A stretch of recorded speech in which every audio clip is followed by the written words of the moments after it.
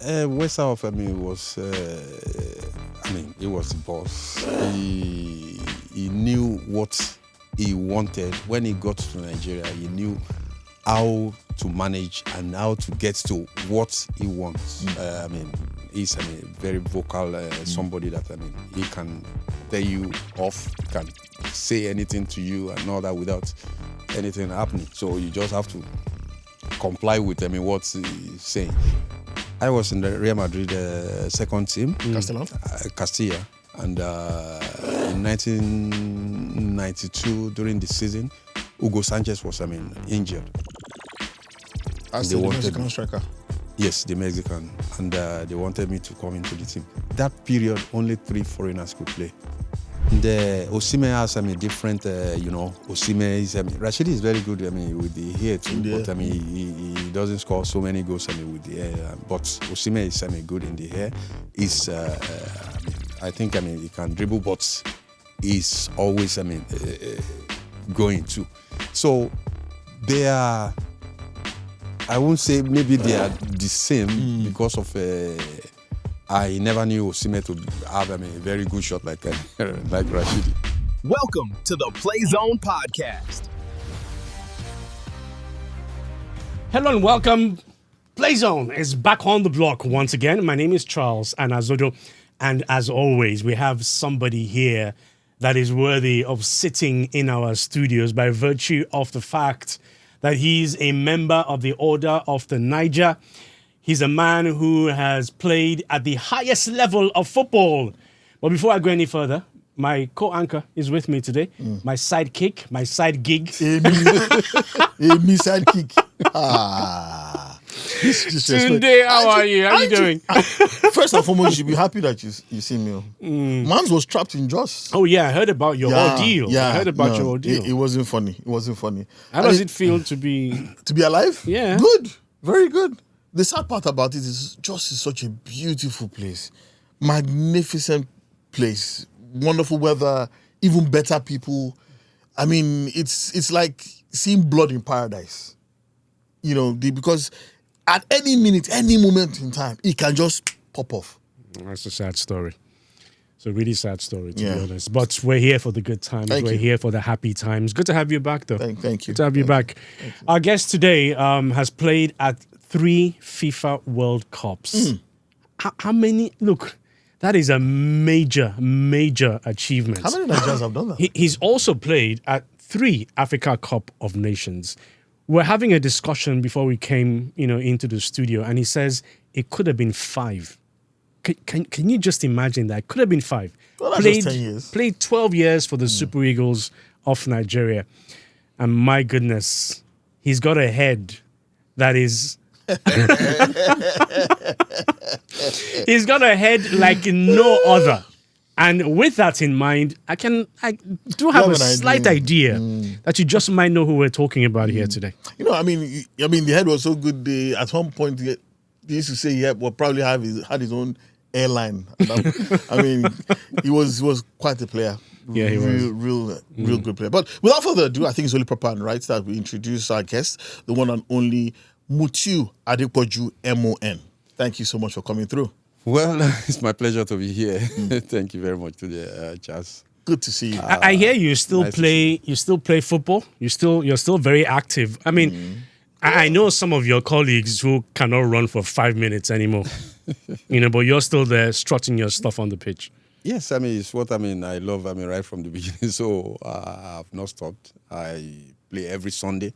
We have All Stars football team in Ibadan, and soccer ambassador is called. It was established by Chief Segun Odegbami in his days, and it has been there. And we play every Sunday. We train every Sunday, and even the president of. Wow! Well, why did you?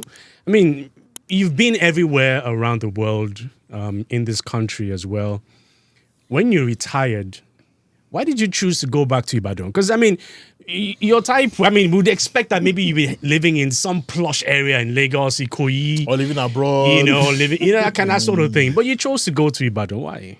Well, I think, I would rather say that I'm an home boy. And yes, I travel to everywhere. I can come to Lagos, at least, twice or once a week and all that. I love Lagos very much. And if I have anything to do in Lagos, I love it. But I just love, my home. And, Is it the quiet of Ibadan? You know? Yes. Ibadan is quiet and it's peaceful and. Some actually said maybe because it's the quality of the amala, that the amala in Ibadan is actually better than Well, everywhere else. amala is part of it because. The amala in Ibadan is better than that of Lagos. Well, I wouldn't be able to say, but Well, I you prefer can to. tell. You've lived in Ibadan, lived in Lagos. You can tell us. I prefer to eat amala in Ibadan. Yeah, you go. That's my best food. But you were talking about the beginning, that it all started in Ibadan. So tell us what was that like? I think you played secondary school. Then Yes, but just tell us. I was born and brought up in Ibadan. Definitely, I'm a native of Ibadan. My parents are from Ibadan, and I started playing football very young in primary school and secondary school. I live in Koko Research Institute of Nigeria. That's Crane, where my dad worked then, and we lived at. That's what's it? Idishikot Jericho, right? No, not that. It's along Ijebu Road. That's okay. Crane, Koko Research Institute near Idiayunre and.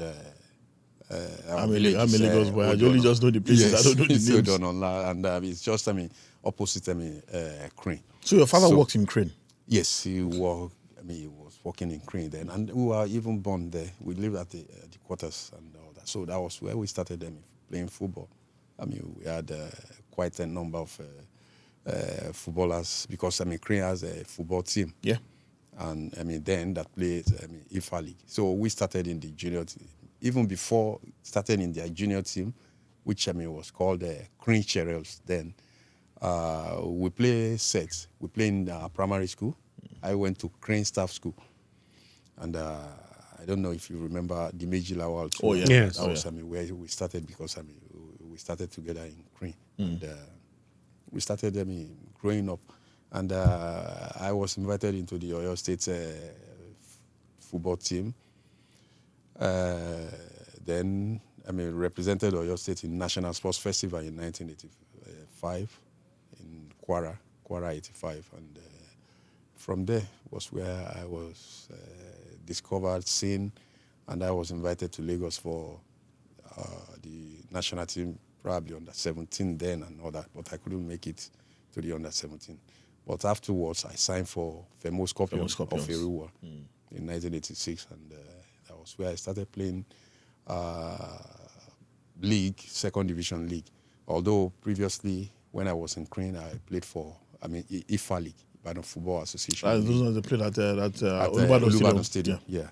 And that was where everything started and all that. So when I signed for Famous Scorpion, I played 2 years there, played the league, Division 2 league, and later I went to Shooting Stars. I played in Shooting Stars in 1988, and from Shooting Stars I was invited back to the under 20 the Flying Eagles that went to Saudi Arabia in 1989. But we were in camp in Ibadan there for almost 1 year in Ibadan and played our qualifiers in Ibadan, and that was how everything started. You sound, when you mention, is it Cream you said? Crane. Research Institute of Nigeria. You lived in it as well. Yeah, your father was working there and everything. Yeah. That was where I was born. You sound like a child of privilege. Because when we talk sports in this country, everybody always thinks that I grew up on the streets. I came from the trenches. I was born in the ghetto. But you sound like your father had it all together. So how did he take? No, that was I call it a nepo baby. How did he adapt to your desire to want to play football? Well, he was, once a footballer. He played not to the highest level, but at least he played some football at that level then. And my uncle was, a footballer too. He played in Shooting Stars. He was among the IICC that, won the 1976 African Cup. The CAF Cup. Yeah, Cup Winners' Cup. Cup Winners' Cup then. And So I already had, but playing football, we are in the, talking about the street, we are in the quarters. And I mean, there is a school there, which we have, football field. Yeah. That's where Crane Football Club, train and all. So definitely we had opportunity of, playing and even getting into the junior team and training and all that. So we had opportunity of, but my dad, didn't have any problem, or my mom.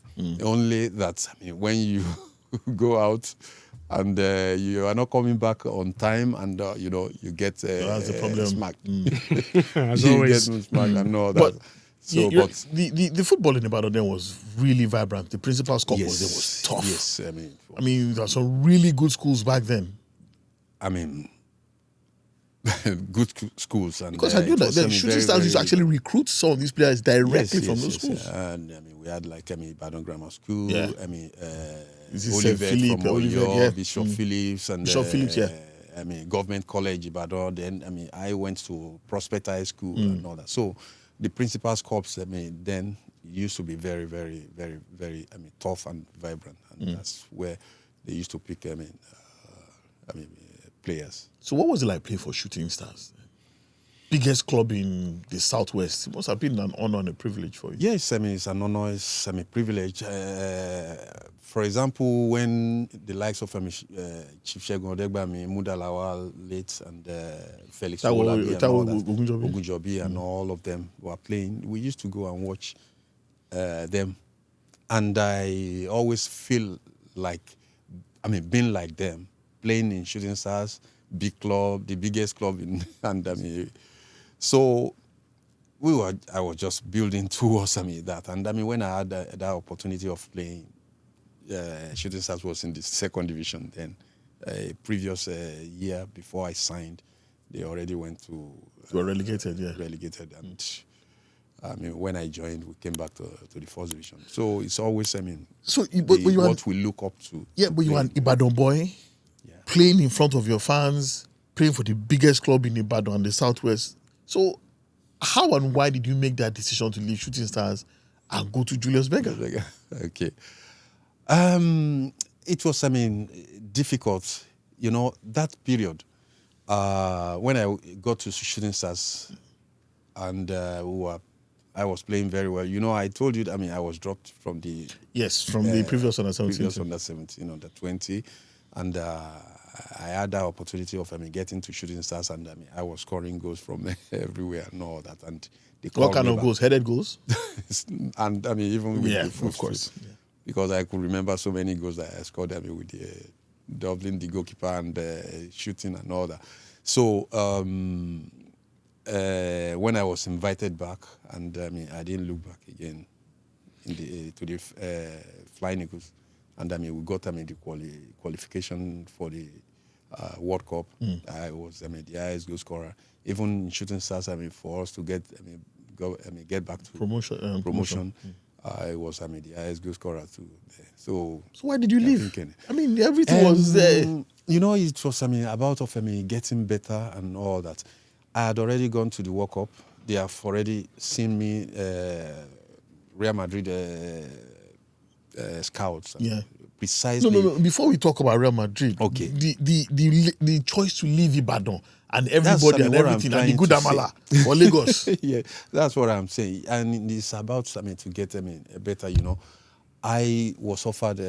Julius Berger was a vibrant team too, and I was offered to come to Julius Berger. And you want to get better. You want to move higher and all that. So you're saying that Julius Berger at the time was a better team than 3SC? Not necessarily, but structure, conditions, structure, and all that.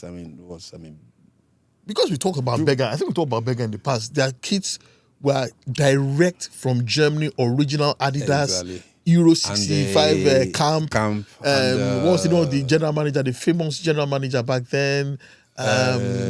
Chief Idama.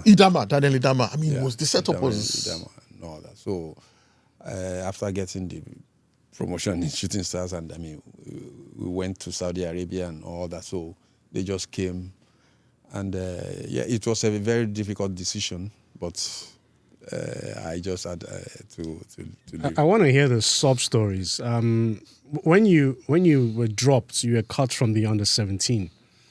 How did that make you feel? Did you think, look, my football career is over. What am I going to do? Well, I didn't feel that way. I felt that way because when I was dropped, I didn't want to go back to Famous Scorpion. I went back home from Lagos. I went back to Ibadan. I was supposed to go to Erua directly because the Famous Scorpion was in the second division, and when I was in camp, we were having problems of not winning games and all that, and the fear of going to relegation and all that. So when I was dropped, I felt very sad, very bad because I really wanted to be in the team. So when I got home, did you cry? Yes, I cried. Going to Ibadan from Lagos, just thinking that I'm not going to play football for Famous Scorpion, Yeah. I just felt dejected, and I went home. And my dad, when I explained everything to him, he just said that this is just the beginning of you. You are still very young. You are not sleeping in this house today. Really? You have to go back to Irua, start your football, and play with them and all that and everything. And it was a very good advice and decision that my dad took. Yeah. If it wasn't for him, probably I would have been. You'd have left football. Who knows what could have happened. Did you start out as a midfielder from the very get-go? Or Yes. Okay. Because we heard stories about... I was a defender. I was a defender, then I became a striker. I was a goalkeeper. In fact, during my career, I've played them in so many positions in the midfield. But I started as a defensive midfielder. So playing in the defensive midfield, when I was coming up, and I had that flair of going to the attack because I was always energetic. So I had that energy of going forward and all that, and then the coaches started putting me as attacking instead of being defensive, attacking and all that. But when there are problems, issues and all that, they can adapt me to any position that the coaches want. Yeah, because I remember there was actually a game. If I remember, there was a national team game that I think you played right back. Yes. Yeah, there was a game you played right back. That was in 98. 98, yeah? Yeah. That was after they dropped Mobi. Mobi or Paraku, then you played, and I played them at the right back. Incredible. And sometimes I played in the left. In Senegal 92. Yeah. Playing from the right side of the midfield. That's back in it was Diamond 4-4-2 now. It was either you are so I winger always or play in the right side. Then in the second half, when Finidi comes in, they would move me back to the left. So how does a player adapt easily to not playing in a preferred position? Because my take is as far as you're able to play, if you're a midfielder, for instance, you should be able to play either in the middle, on the left, or on the right. But a lot of people argue that if you're not played in a preferred position, it reduces the capability and ability of the player. No, just to add to that, nowadays you see all these players now that say, if you don't play me in where I want, I don't want to play. Well, it's just a mindset of every player. It depends on what, because I always try to master wherever I'm being played. I try to adapt to that position and master it, and try and give my best in that position. Yes, I was a midfielder, but I've been even asked in the under 20, that's the Flying Eagles, Coach Disu, in one of our matches, he saw the way I used to go to the front, and I was scoring goals and all that. So we wanted to play a game, and he put me as a top striker. Really? That's the position that you don't want to play. Don't want to play, because I hate to be the fixed focal in the point, position. To be, I always move around and all that. So if I'm put in a position, the defender, and I don't like it. But he put me in that position, in that game, and I scored them 3 goals. Wow. Was in the qualifiers? In the qualifiers for the World Cup, FIFA under 20 World Cup. Was in that a test run, or the striker for that position was not available? He was available. That was Jimoh Balogun. He was available. Same Jimoh Balogun became general manager for Shooting Stars? No. No, that's a different person. No, Jimoh Balogun never became. Okay, that's a different person. Yeah, Jimoh Balogun was. They call him Tyson when we were in the under 20. Now in the cup punk that time now. Yeah. So the coach Disu decided to put him on the bench for second half, and asked me to play in the as a top striker. I never liked it, but I had to play according to instructions of the coaches. So that game, we beat Lesotho 4-0 in Ibadan, and I scored a hat-trick. So how did Jimoh react to you? You know, we were very young then, and definitely he wouldn't like it. But he came back in the second half. He came back, into the team in the second half. He put him, and I was, moved back to my position. Yeah, but he didn't score 3 goals. Come on.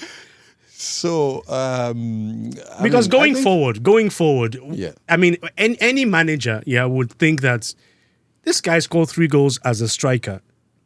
Might as well just keep him there. But now, look at this Arsenal midfielder now. What's his name? The one that they use as a emergency striker. Marino. He doesn't. He's just using Marino is because he's a midfielder. When the striker strikers are available, the strikers will strike. The midfielder will go back to his position. It is pretty much. Yeah, but if the striker comes on and he's not doing well, and come on, then you can want it's a natural reaction. But that FIFA Under 20 World Cup, let's talk about that one. Yeah. That was amazing. Yeah, Saudi 89. Yeah, all the great games, especially the one Nigerians never want to forget, the miracle of Dammam. Yeah, magnificent game. For those who don't know, Nigeria were 4-0 down to the USSR as well, but not back then.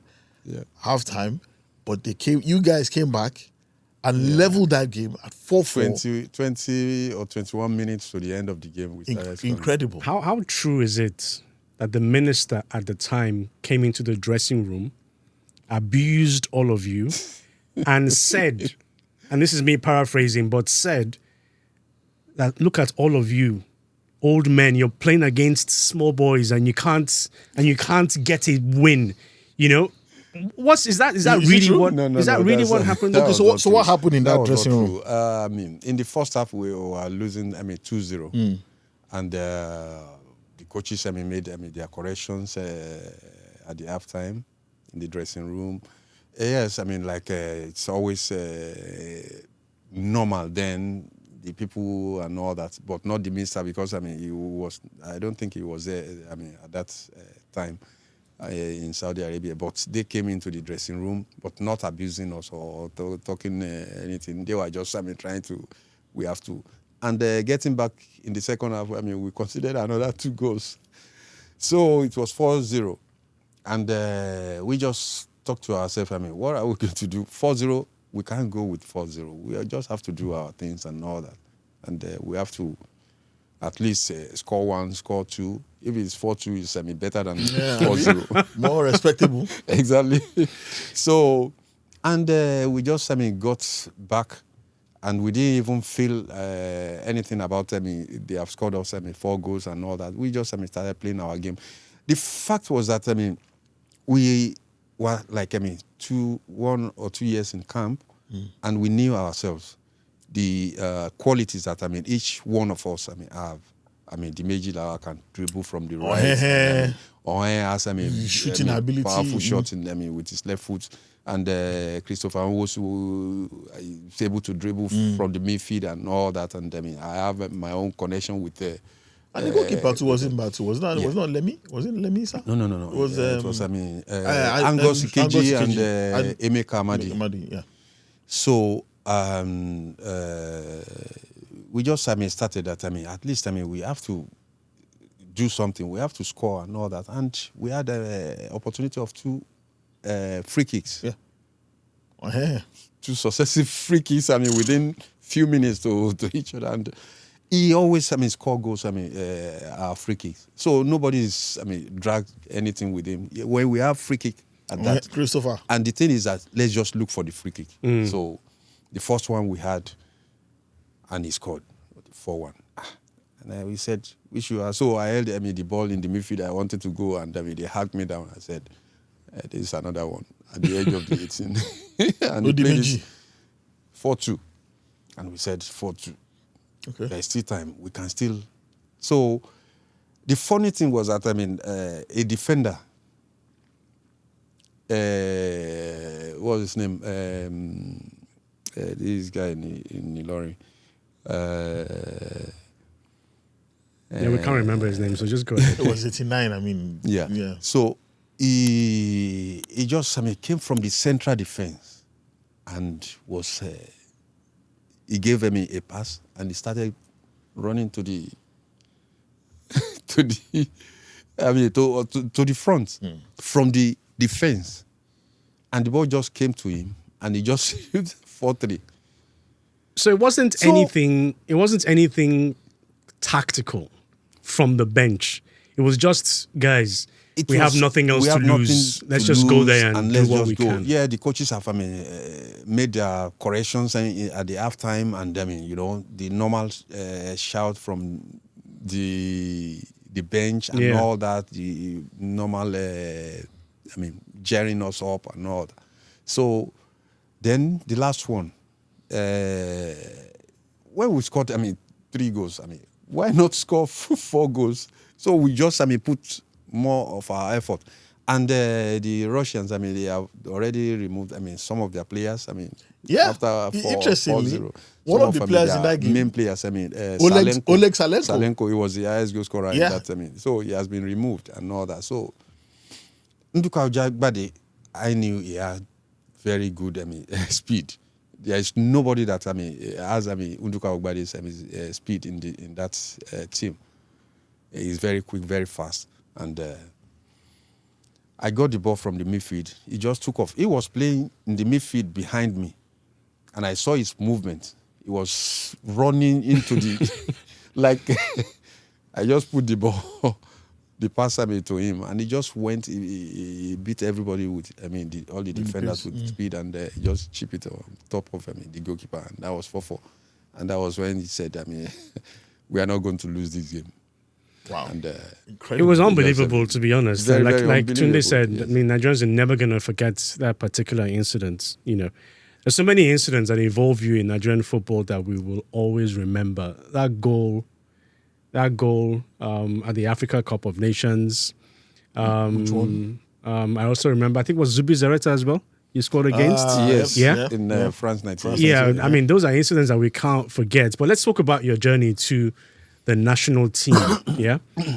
You said you began in 1990. Yes. Yeah? You also went to the Cup of Nations in 92. Yeah. 94, missed out in 96 and 98 because yeah. of the suspension. Yeah. You were there in 2000 as well. Of all these Africa Cup of Nations that you participated in, which one was your most memorable? And please don't say 94. That's to be 94. No. Let's remove 94. We should remove 94. Let's remove 94 because we know what happened. But of all of the ones in which you participated, which one do you credit the most? All the AFCONs, are very special to me. But, the one in 92, I was just coming into the team. And right from the first day that I got my debut in Lagos here at the National Stadium in 1990 against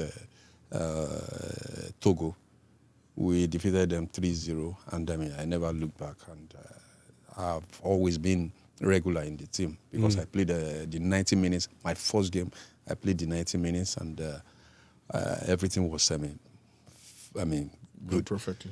So, since then, I started, and we started the qualifiers, and we qualified, and when we went to Papendal in Holland for the pre-tournament training and all that, everything was good, and getting to the AFCON, I started as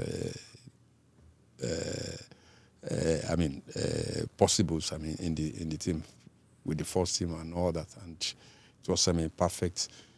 And I think that AFCON was. So it was 92 that you remember the most. Yeah, I remember. Apart from 94. Apart from 94 and 2000. 2000. But what about Westerhof? A lot of people like to talk about him. Some said he was a bully. Some said he was probably slightly off his rocker. Some said that he was not really the brains of the operation. That was actually Buffalo Joe, who was the tactical mind. That he was more better of a man manager. What was Westerhof like? Westerhof,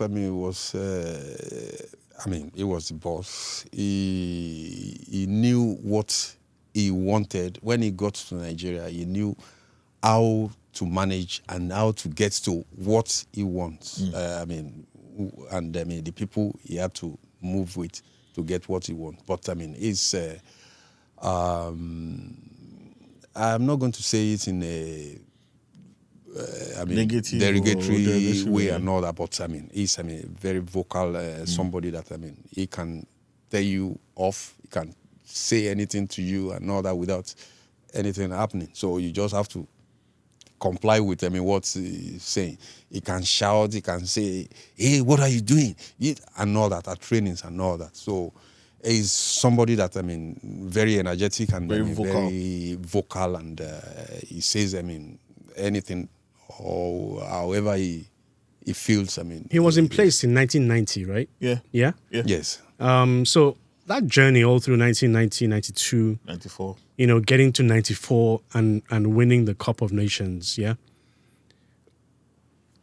And you being part of the squad all the way through, who would you say were the integral members of that team? The building blocks of that team. The building blocks, those who ensured that by 94 we were crowned champions of the continent. Well, I will talk about the old Mm. players. That's like late Stephen Keshi, so rest in peace.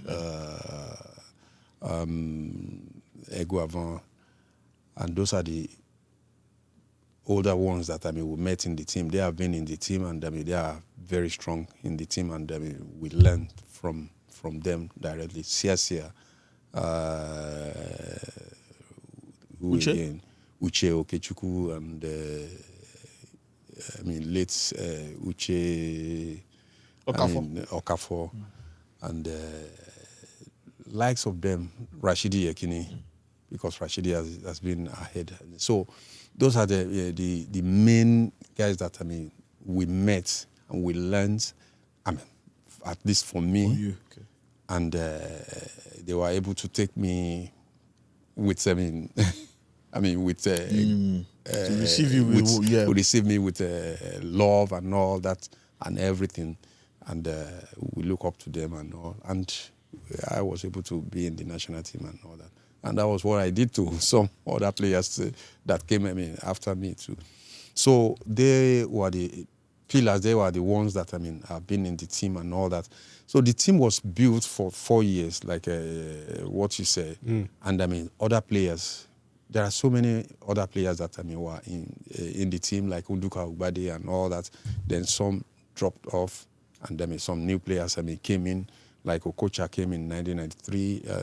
Olise, Amokachi was Amunike. Amokachi was there since I think 90 or 91 or so. No. Yes, I think 91 or 90. So other players coming in. Strengthening the team, and that was how we were able to, get. You were very close to Rashidi Yekini, yeah. We've heard so many stories about Rashidi, some uncomplimentary, about how much of a recluse he was. Never really spoke to anybody. He was always on his own, and then we hear on the flip side that he was a clown. Always making jokes. The people's man, yeah. Man of the people. But we're going to talk about his personality, but I want to know about his footballing ability. How good was he, Rashidi Yekini? Rashidi Yekini was good, striker. And we have seen the record and what he has done. Scoring goals. He was a very strong striker. That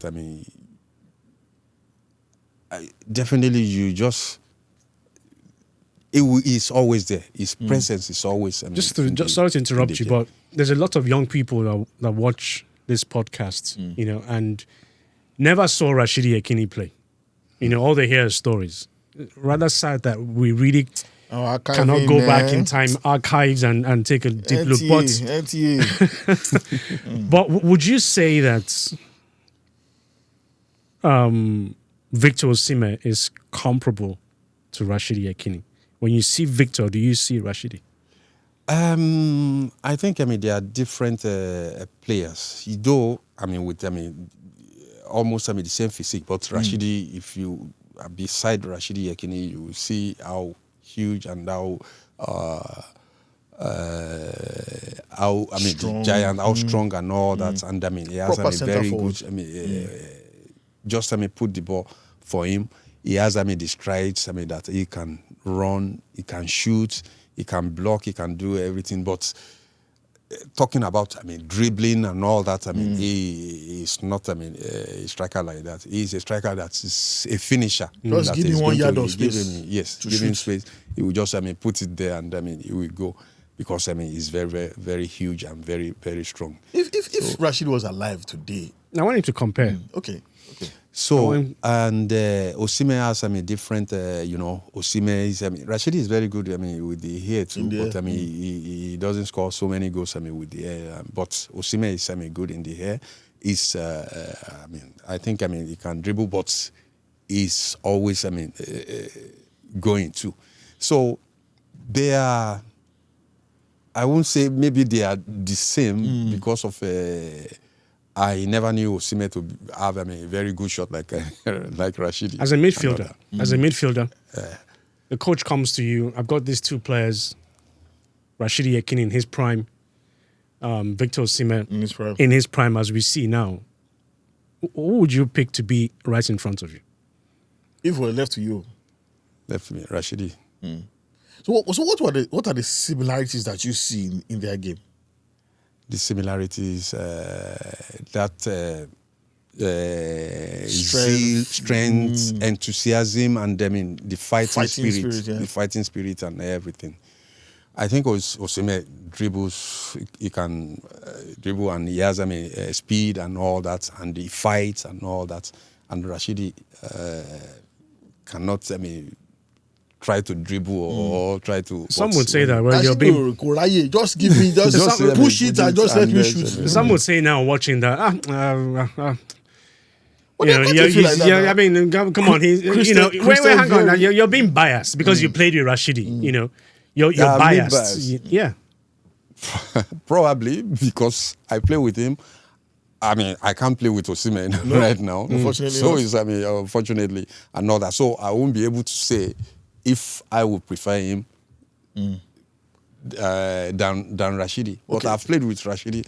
I've seen him. I've given him his. If Rashidi was alive today in European football, with the kind of money that we see flying around in European football, how much do you think that a Rashidi Yekini, prime, probably 26, 27-year-old Rashidi Yekini would probably go for in European football today? Yeah, but Rashidi in his prime didn't play for a big club in Europe. No. That was through no fault of his own.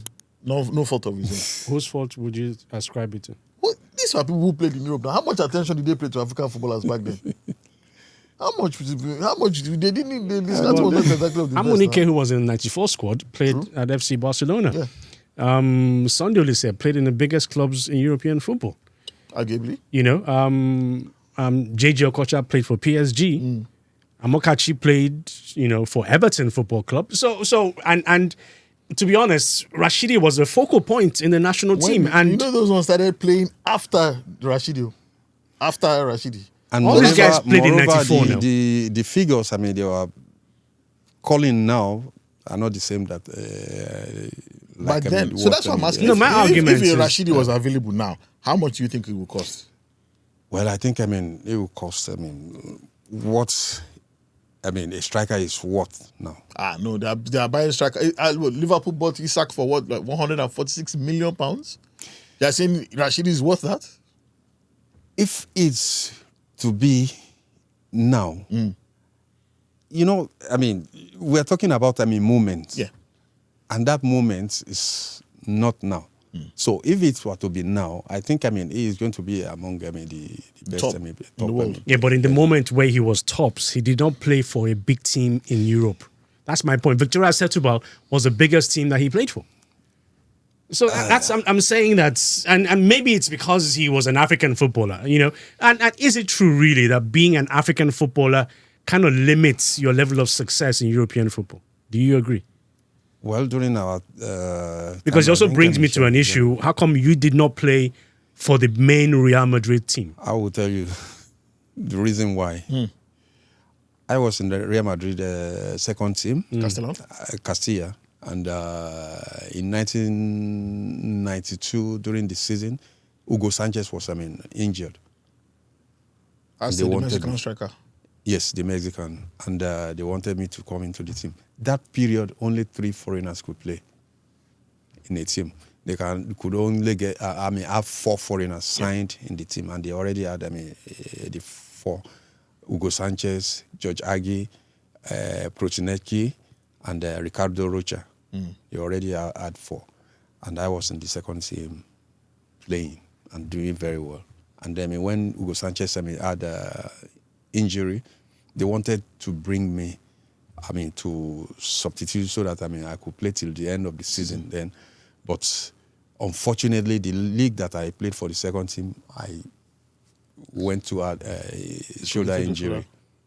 So that was how I couldn't get into the to play. So all of for these the team. guys that you mentioned. Now, after the season was when I left because another coach came. And He was not in. So you see one I of was the not reasons why I was not in this Yekini plan. there was a limit. There was a quota number of Africans. Yeah, but I was just going to ask him now. So all of these players that you mentioned, these 4 players, Yogi Hagi, see Hagio, are you Robert Prosinecki. while you were there, Mutiu, were they better than you were? If they were better, but they bought them with, a lot of money. Yeah, but And I was coming from Africa. How much did they pay? no, but at the end of the day, Wait. Let me Yeah, explain nah. it to you.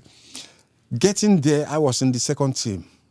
Assuming it is now that everybody could play, right from all the times I was scoring goals, being I was scoring in the second team, I would have been in the first team. The first Real so is it Real not Madrid first stupidity? team. Is it not stupidity that a man is scoring as many goals as you were, and you still could not get into the Real Madrid first team because you bought one French player for so amount? It's a question of I mean, money. it doesn't make sense. Do you put a 10 million pound striker on the bench? But if he's not scoring for a 250,000, what if the 10 million pound striker is not it's- scoring? there's a not, bottom money. We tell you that this guy Charles, costs a lot of money. It wasn't as if they were not playing well. They were not having any problem, any issue. It was only that Hugo Sanchez had injury. Hugo Sanchez was scoring goals Oh, yeah, like forward like water. That's why I asked you. That's why I asked you So, as a player back then. Do you think they were better than you were? I was coming up.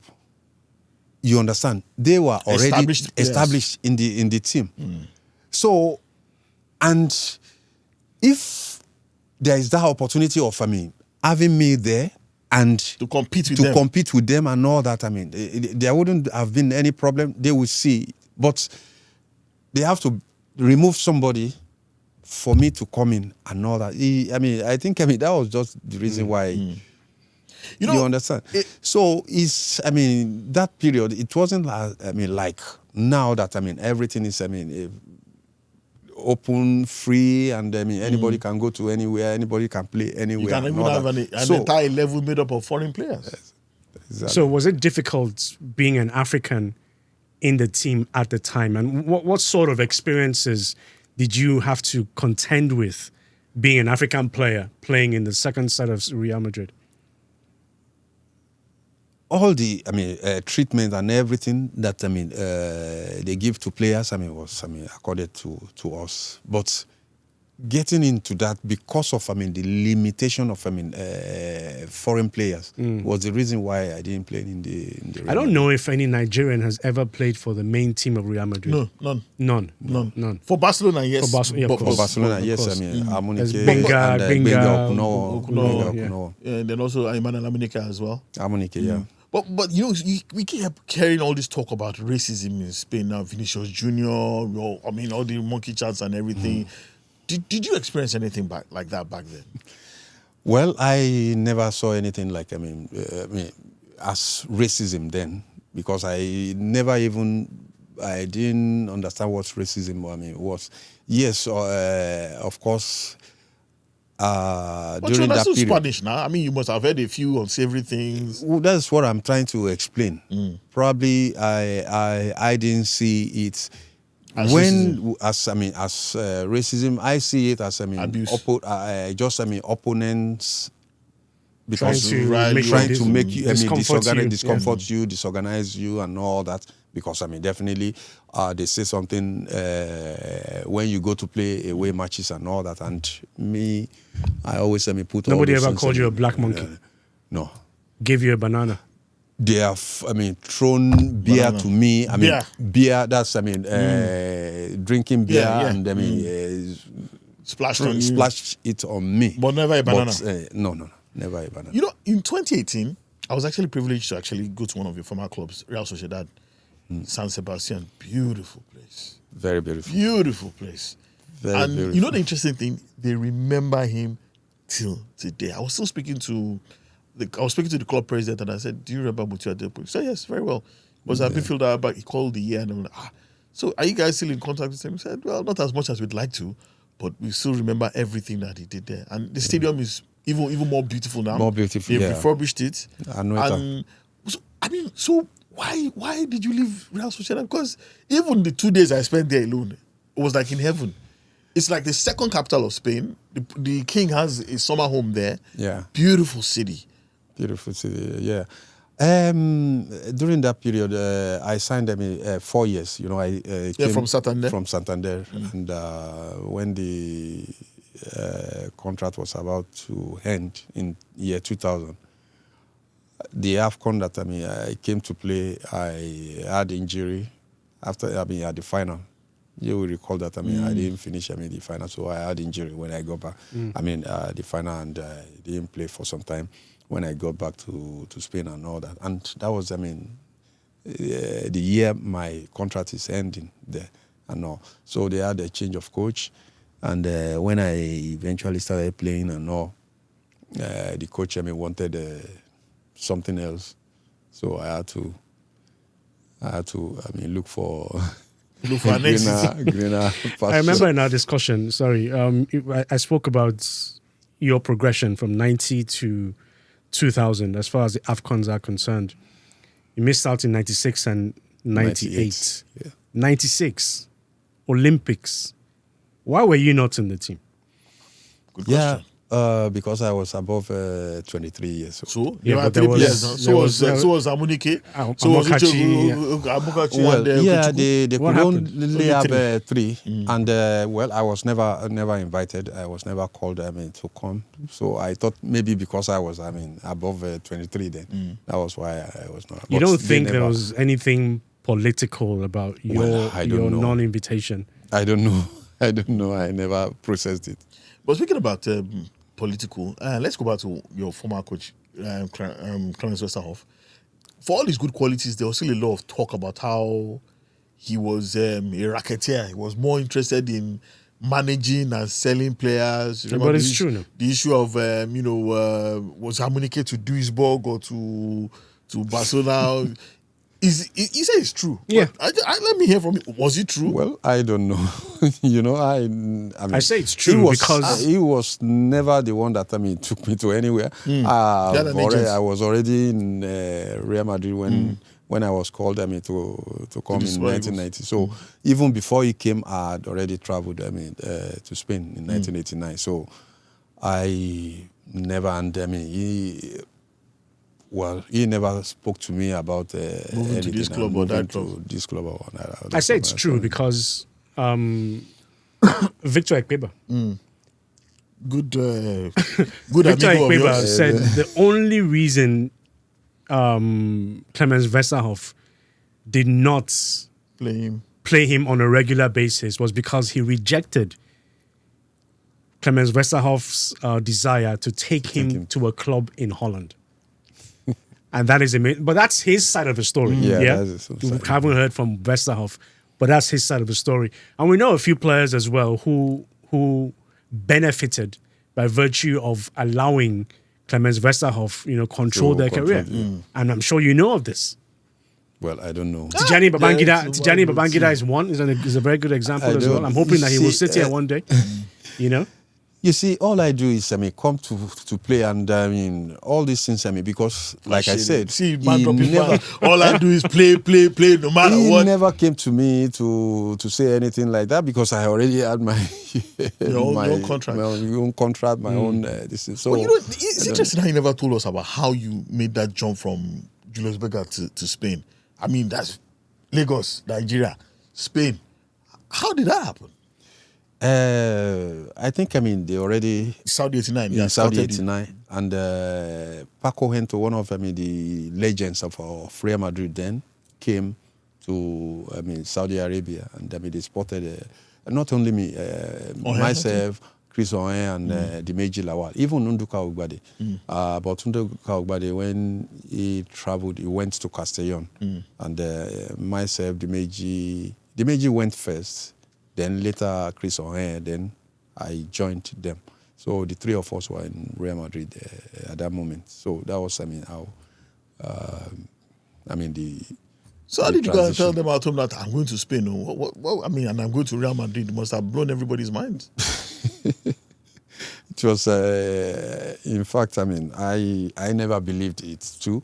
Because, I've been hearing Real Madrid, hearing about Spain and all that. And me, that I've never traveled to anywhere before and all that, except when we went to Saudi Arabia. So then when the message came that I had to come, through somebody in Lagos here, and they started organizing the ticket and everything, and I found myself in Spain that morning. In fact, it was... it's very interesting, actually, right? I was supposed to travel a week before. Okay. But because there was only one flight, and I think I missed the flight, then eventually the day I was going to travel was, there was a Super Eagles match in Lagos here, and that was the day of Paraji.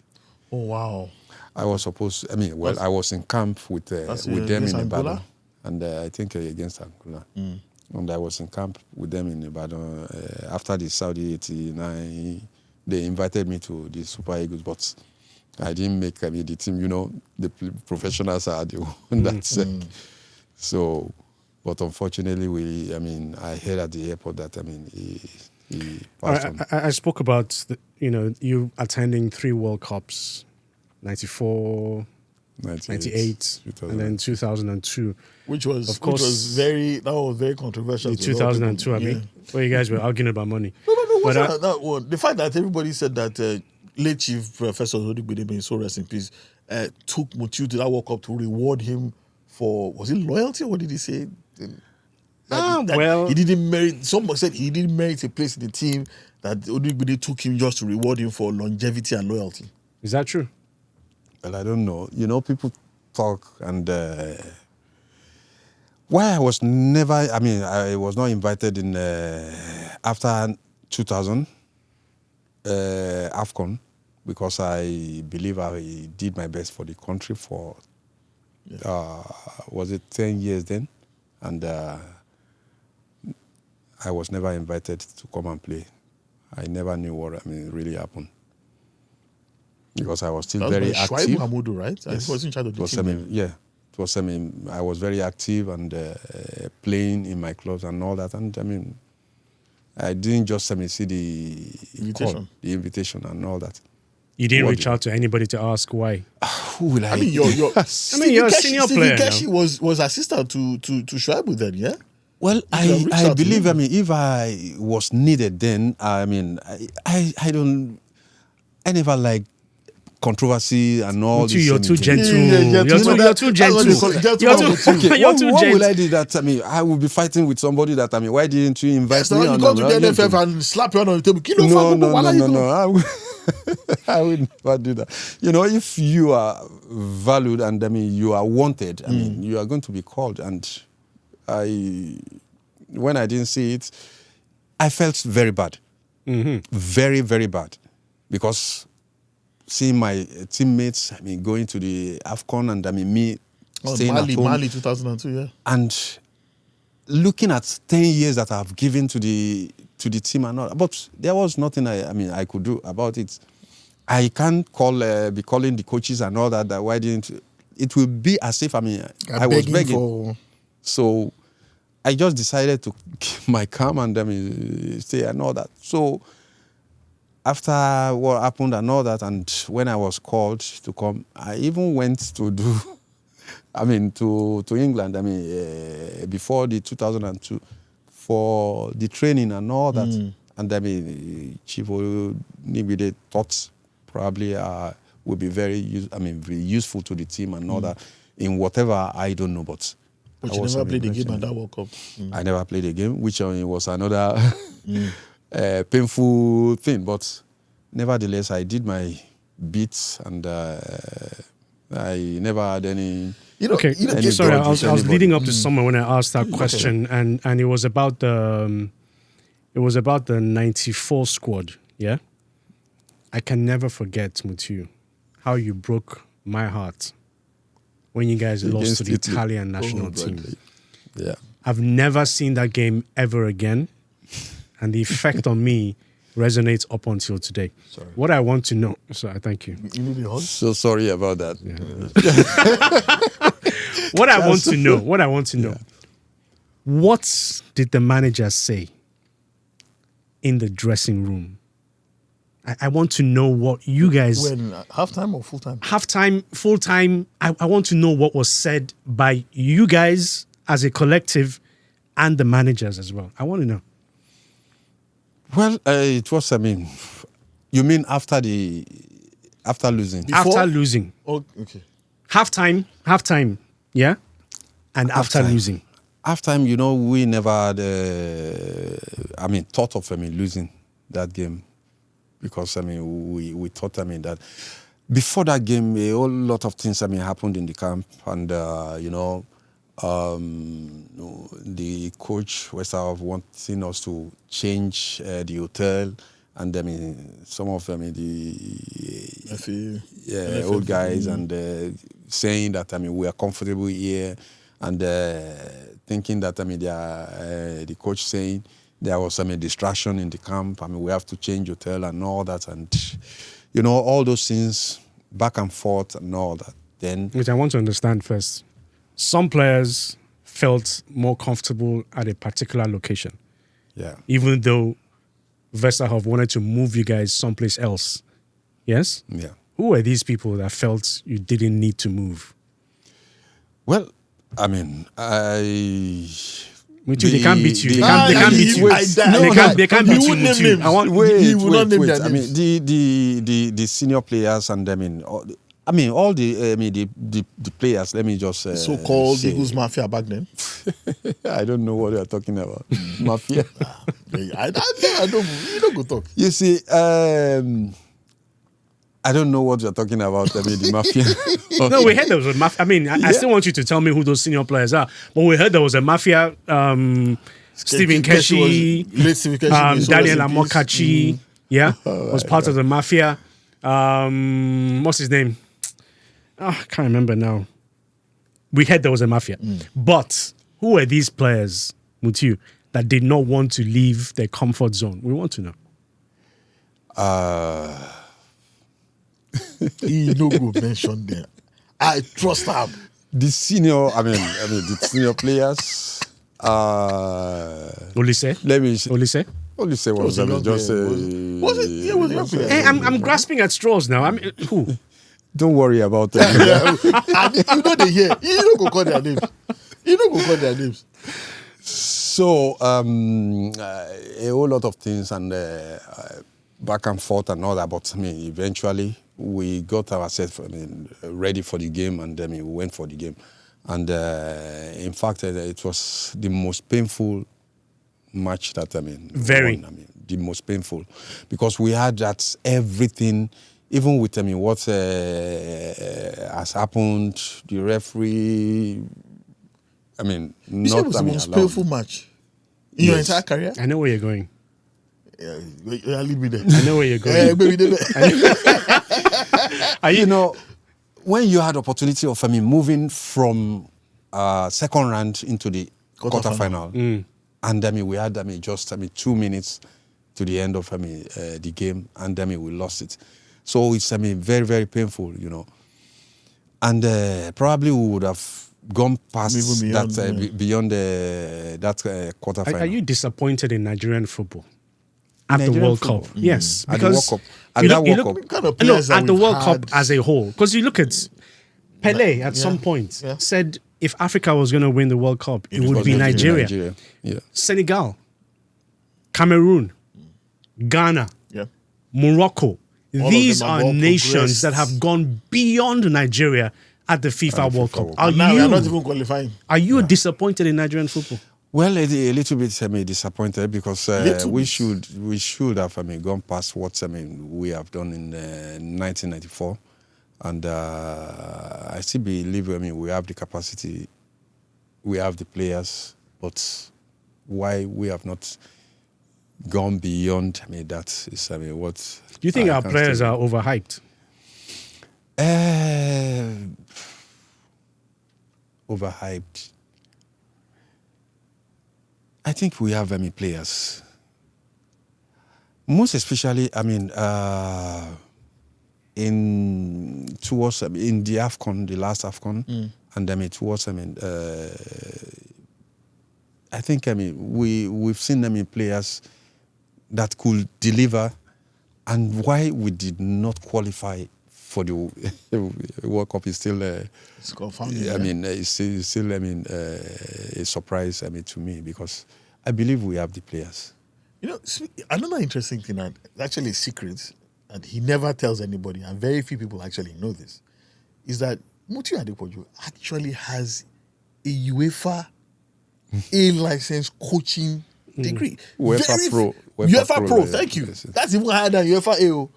Very few people know this, and you never, ever mention it. And the question is, why haven't you even thought of coaching? I've known you've been club administrator for Shooting Stars. But you never, ever expressed an interest in coaching the Nigerian national team or any team. Why? Is it Yekini? Well, I think maybe because of energy and The man too gentle. You don't want to shout at players. You don't want to shout at administrators. No, it's not. It's not like that. There is an academy that I consult for, and I help them in coaching and all that at the moment. But yeah, when you look at it, I've managed Shooting Stars. That was 2008 to 2012, and I've seen a whole lot of things in Nigeria and all that. And I was thinking, will I be able to get what I want if I go into coaching or administration? Even administration now. Will I be able to get what I want from the clubs and all? Well, you did it at Shooting Stars for 4 years. I did it at Shooting Stars, and I knew what I wanted then, which I didn't get. Because, my plans... I told you I did football administration course. I have my certification from Spain, and I had plans of how to convert and transform a club, and that was only what I brought then. I was going to transform Shooting Stars and into a professional and all that, but I couldn't get everything that I wanted them. When you compare all of the clubs that you played for abroad, and you came home to manage, general manager, club director at Shooting Stars, were you disappointed that Nigerian football hadn't grown all of those years you were abroad? Yes. Because Yes, very Yeah? disappointed, and that's the reason. Why? What is holding me back? Because you need certain things that's supposed to be provided, and which it is almost impossible to get. Because do you think maybe that's why Kanu Nwankwo is faltering at Enyimba? Well, I don't know what is in Enyimba. I've never been to the club. I don't know the structure that they have and all. So I don't know. Probably I don't know. Okay. You don't know. But how important is it for ex-players such as yourself and like Kanu Nwankwo to seek proper education, certification after playing, in order that they can fit into this role, so that they won't just be dashing them coaching job or administrative job? It's very, very important. The certification is very, very important, because it will mean that you have already gone through the processes of how to manage a because club. There's this belief that because once you're an ex-player, you can automatically become a club chairman. It is not enough.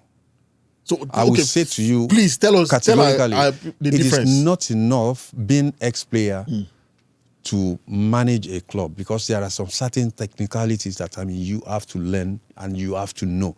Being a player and you have been in a top club does not mean that you know everything how to manage a club and all that. You must have a certification. You must learn. You must have seen how it works. Probably it's not 100% the same way it works in Europe here. And that's the reason why I was saying that I don't think I was going to get everything that I need, because if I look at the situation over there and all that, they have been professional for so many years and all that, and we have not gotten even close. So UEFA Pro license now that you're not using for Nigeria, which we'd really love to have. But is there any ex-player, in your opinion, that you think has the capacity to actually coach the Nigerian national team now? Is there anyone now?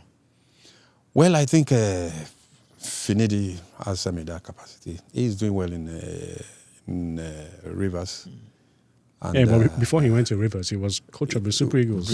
And he lost to Benin Republic and drew South Africa. Charles, I don't think,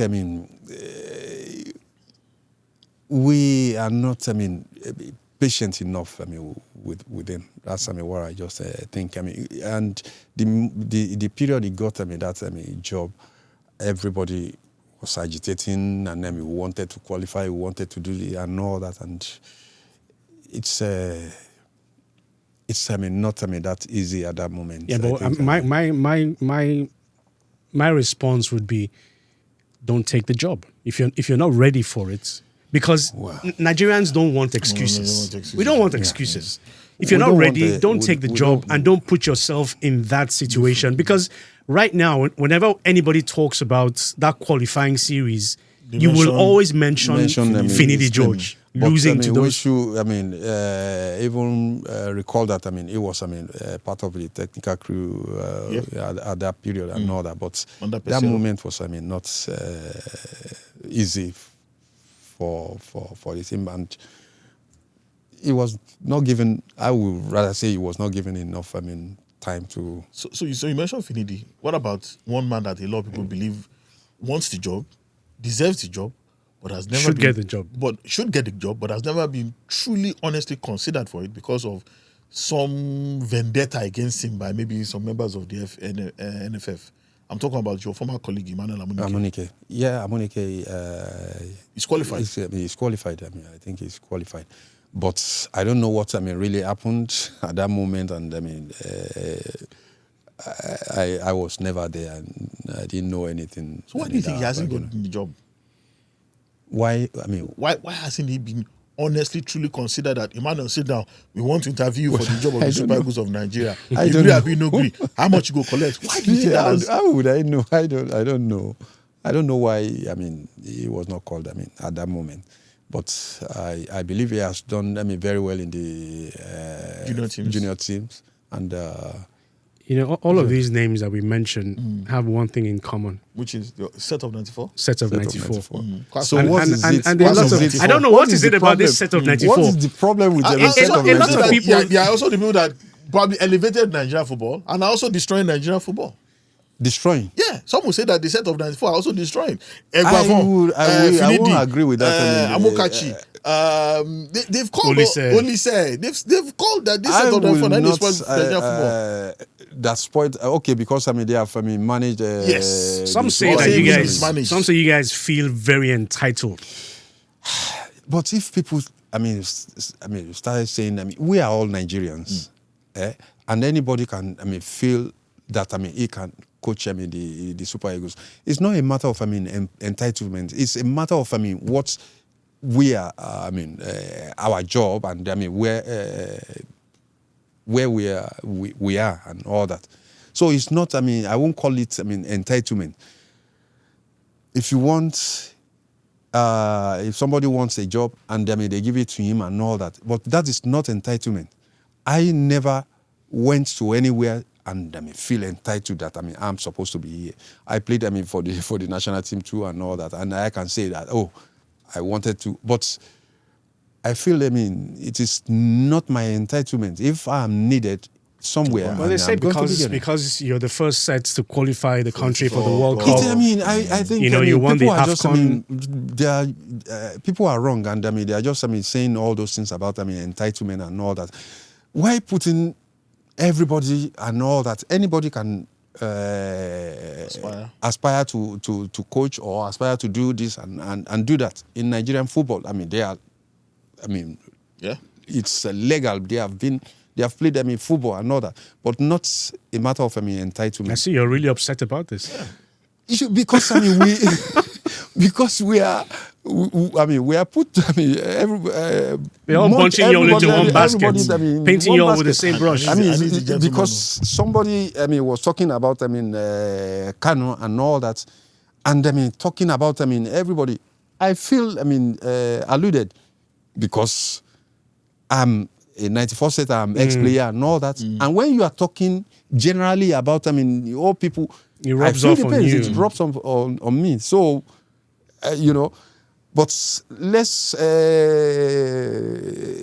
undo individual and all that. Let's name names. Okay, speaking about naming names and being direct, a FIFA World Cup is coming up in another few months.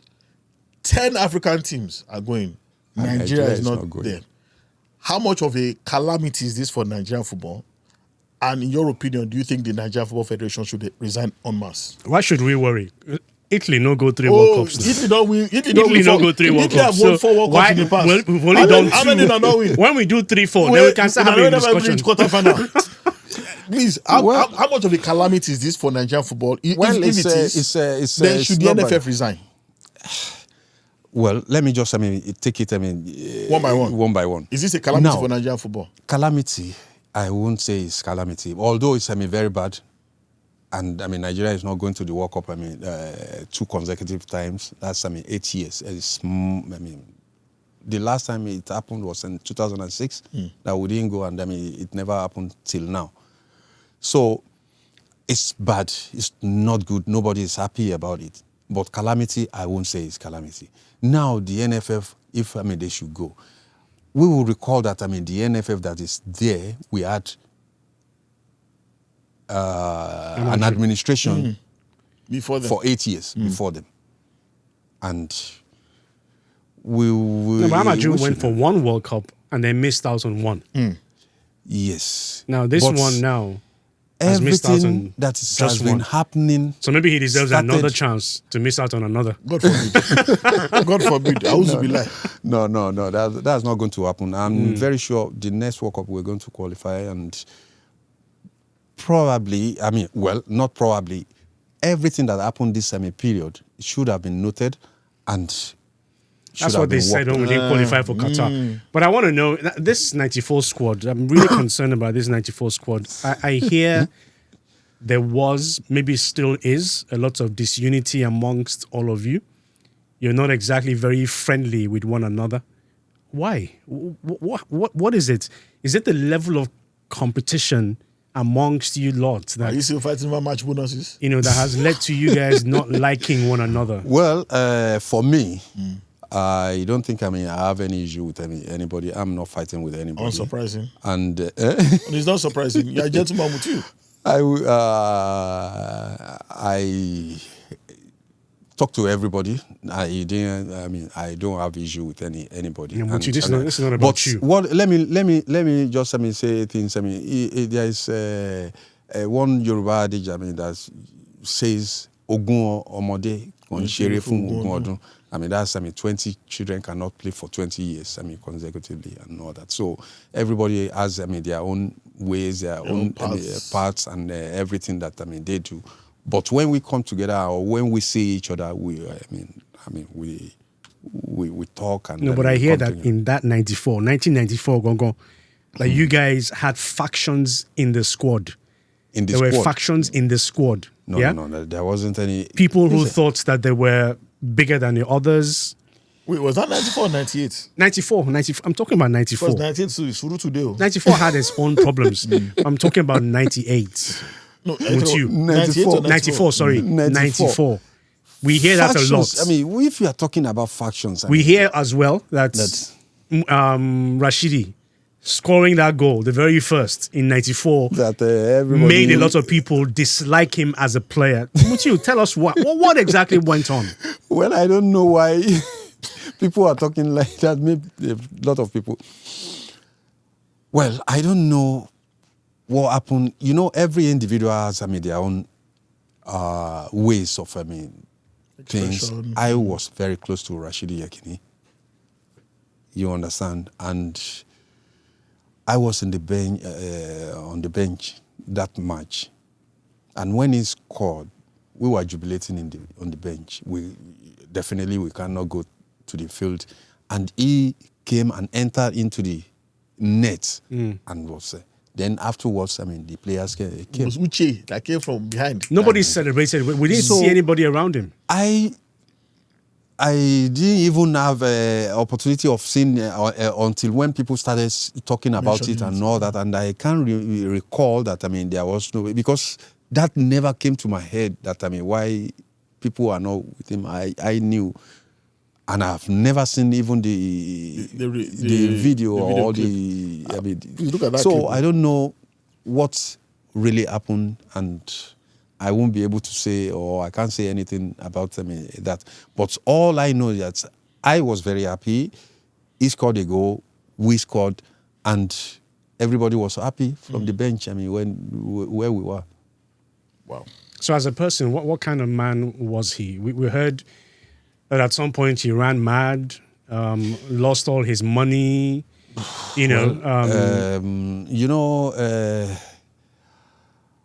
I don't know exactly because at that point in time, I was still in Spain. He came back to Nigeria, and anytime I come to Nigeria, I come to see him. And at that moment, there wasn't anything that happened.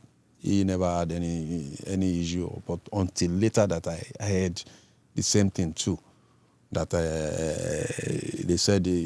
But I asked people in Ibadan, was it true and all that, and they never told me that he had any kind of mental issue. All I heard that somebody took him to somewhere and all that, but at the end of the day I didn't know. Okay, finally from me, we always hear about how ex-footballers or ex-sportsmen actually broke up penniless or bankrupt after playing for Nigeria. But here you are, still looking fresh, still looking fly. You're ambassador for La Liga. Thank you. No, I'm no more. Okay, no more. But you were. You were. Yeah. So how has life been after active football, and how have you managed to keep up such a really, really good, respectable persona as an ex-international? Well, life. Generally, it's not easy. You just have to be able to manage yourself and keep up with the way things are. We all know how much petrol is now. Okay. So, it's not easy because the figures, I said it earlier that the figures they are mentioning now is different from the figures we had. Well, the That was, money 20 had million. value, but back then, Money had value, but it wasn't. As the zeros. The zeros Zero at are- the back are is not as much. Not as much as Back then. what is happening now. So, one just had to keep Investments, keep up and try to live. Day by day, and try not to do more than yourself. And everything. So in other words, you didn't frit all your money on women and alcohol and partying. So you invested well. That's what you're telling us. Well, I tried my best. Just before we let you go, Henry Nwosu recently died. Peter Rufai, you played with him, recently passed on as well. And the general discussion around the corridors of football is that these players were neglected by their state governments and the federal government as well. Even by their estimates as well. How do you react to this? I've seen stories, Henry Nwosu's family begging for money to give him a befitting burial. That's not what we're talking about. A man who won the Africa Cup of Nations. We're talking a man who has, the MON, member of the Order of the Niger, attached to his name. In my opinion, the man should be getting a state burial. Well, that's what I think too, because they have really, he has represented Nigeria and very well too, and all that. It's just unfortunate that we lost him, and unfortunate that the family had to. Then looking at what we are talking about all these years, even the year he played for Nigeria, the years he played for Nigeria was even earlier than our own period, and I don't think that he had, because he never played outside the country. He played in Côte d'Ivoire for a bit. Côte d'Ivoire, and that period and all that, how much would be the earnings and all that. So fast forward to this moment, I don't think. But talking about the government, abandoning and all that, I think what we just have to do right now is how football can be can be pensionable. Yes. Because it's very, very important. When you play football for just certain period of time, and at the age of 30, 35, 20 years if you're lucky, you are already retired, and you can't play active, professional football again, and you can't earn anything again except if you have something else that you are doing and all that. So I think something just has to be done in that aspect, because of but when you talk about pension, you're talking about clubs in Nigeria. You played in Spain. Are you getting pension payments from Spain? No. I'm not getting pension. Okay. Because I'm not working right now in Spain. Okay, but I think the clubs should be able to, because I know in France, the players are paid pension in France. I know some players who receive a pension because they played in France, and I think it's something that should be adopted in Nigeria. But then That's again, what I mean. Another issue that sometimes, stops all of these things from happening is the lack of education from the side of the players. You earn 100,000 naira a month, and somebody comes to you and says, "Give me 20,000 from this money. Let me set it aside." And the player says, "Why? Why do you want to take my money? I need this for this and for that," and never thinking about tomorrow. So the players also need to be educated. And I think the National Sports Commission should get involved, and the state and the federal government should also latch on to this as well, because we can't continue like this. At all. Something has to be done. And the earlier that is done, the better, because we have a lot of so many players, that are on the streets that didn't play, even some that played, professionals, and even some that played in Nigeria here in the Nigerian league and all. And then after everything that you do for the country, simple things like recognition.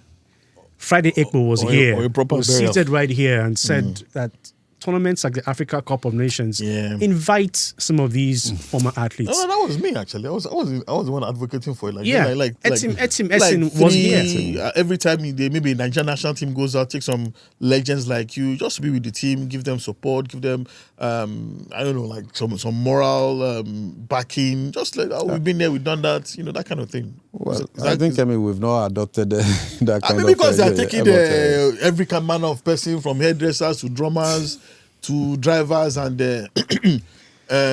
assistants. So why not take ex-footballers? I mean, 3 of them on the national team. Do you have any regrets? Playing for Nigeria? Yeah. No. Playing football? Playing football? No. I don't have. I did what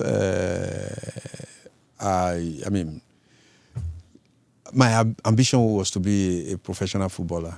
Is it disturbing for you that we're going abroad in search of foreign-born players to represent the country? They don't break.